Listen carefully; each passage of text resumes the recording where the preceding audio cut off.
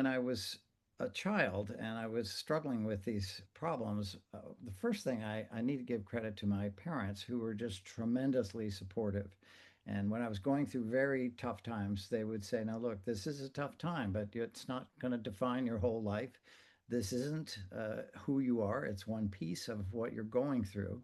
And so that idea that one could be committed to the future and move forward into the future with optimism really came from them. And then when I was in college, I had a completely unexpected and quite dramatic experience of the grace of God, a very real physical sensation of the love of God, which has stayed with me. And that brought me into a new kind of reassurance and a new kind of resilience based on the idea that God is there through all the different things. That doesn't mean it was easy, and people struggle, and I struggled, but that sense of presence and, as you said, solidarity.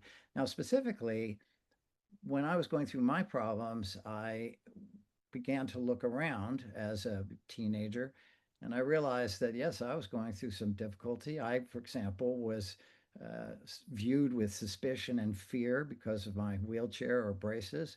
But I realized I wasn't the only person who was judged based on their appearance. And so I began to have some sense of connection or empathy to other people.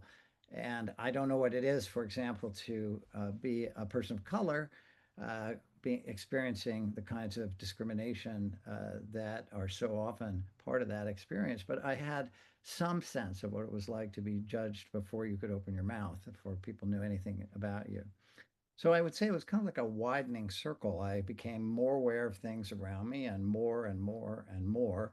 And that process, I'm grateful for, it's just continued so that now I see the things that I've gone through, as you were saying, kind of as a bridge. Uh, what I went through was unique to me, but it was also a bridge to the unique experience of other people. And that really has helped me again, through the grace of God, but have a sense of compassion that continues to drive who I am.